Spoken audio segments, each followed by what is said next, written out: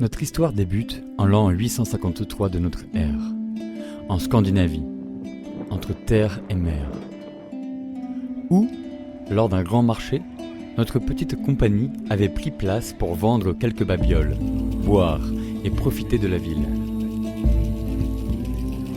Sven exposait ses toiles iconographiques, Mani et moi-même notre échoppe venue de Göteborg. C'est alors qu'une missive nous fut transmise, celle de venir en aide à Ivar, roi de Dublin, pour asseoir son pouvoir contre ses rivaux. Ami de longue date, je prépara mon équipage pour la traversée par le nord, longeant les côtes nord-anglaises.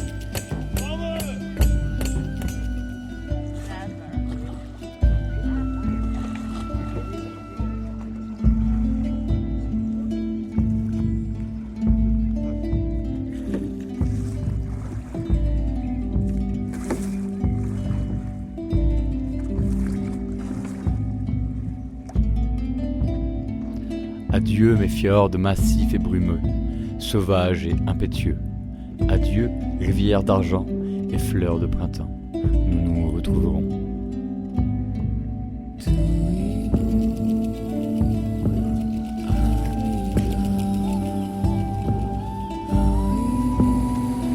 Ainsi, quelques jours plus tard, nous touchions la terre celte d'Irlande pour la première fois.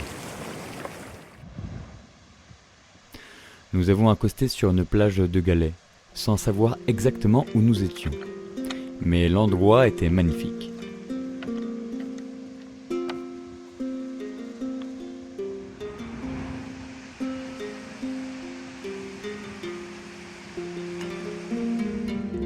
Avec une dune de plusieurs centaines d'hommes de haut. L'herbe qui poussait sur ce lit de sable était douce et agréable.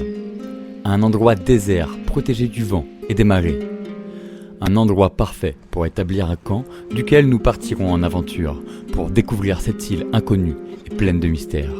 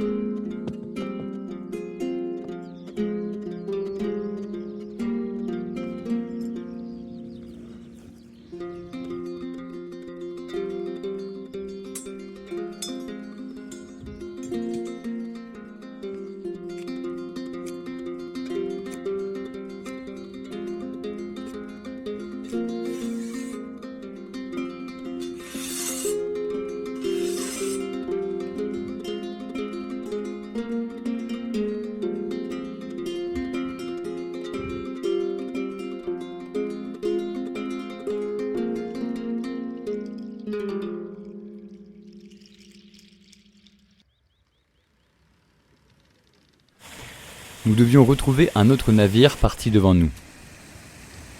Longeant les longues plages de sable, nous sommes tombés sur des falaises immenses, plus grandes les unes que les autres,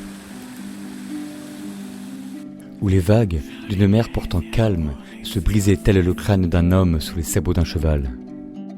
C'est alors que dans une caverne, nous découvrîmes le corps d'un de nos camarades.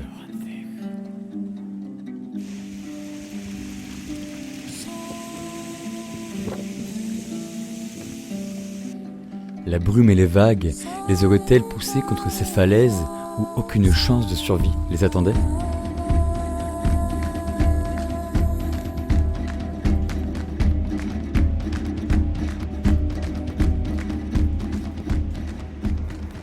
Le cœur lourd par cette nouvelle, nous posâmes le camp en bord de plage pour nous recueillir, à notre manière, en combattant pour eux, versant de notre sang dans cette eau salée qui nous appelle et que nous appelons mère. Car nous naissons par elle, et c'est elle qui nous reprendra.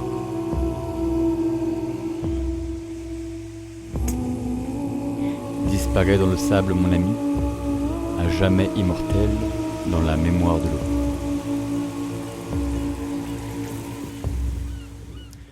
Notre deuil passé, il était temps d'aller quérir des forces et de rendre grâce aux esprits. pour nous assurer la victoire lors des combats à venir.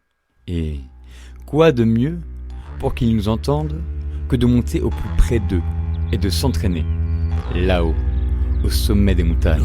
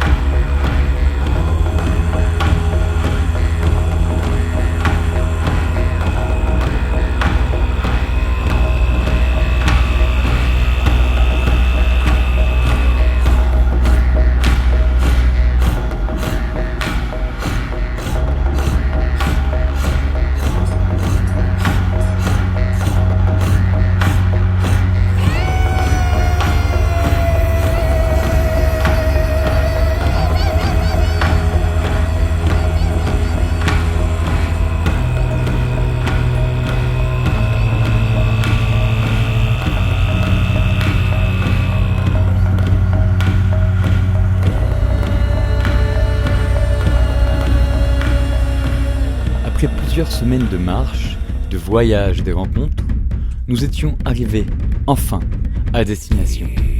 Celle de la grande bataille pour venir en aide à Ivar, roi de Dublin, mon ami. Les deux armées, aussi nombreuses l'une que l'autre, se rencontrèrent dans un champ, au pied d'un château, sous un soleil de plomb. L'herbe était tachée par le sang, et les cris de la bataille perçaient plus encore le chant des sirènes. Puis, plus rien. Le calme annonciateur de mort? Non. Celui qui annonçait la victoire. Mais une victoire suintant la mort. Nous sommes victorieux, et donc Ivar aussi. De ce fait, il nous offrit terre et argent pour nous installer avec lui en cette terre spongieuse d'Irlande. Mais notre aventure, celle des Managarm Vikingar, n'est pas encore prête de s'arrêter. Mes frères, il est temps de reprendre la mer pour de nouvelles aventures.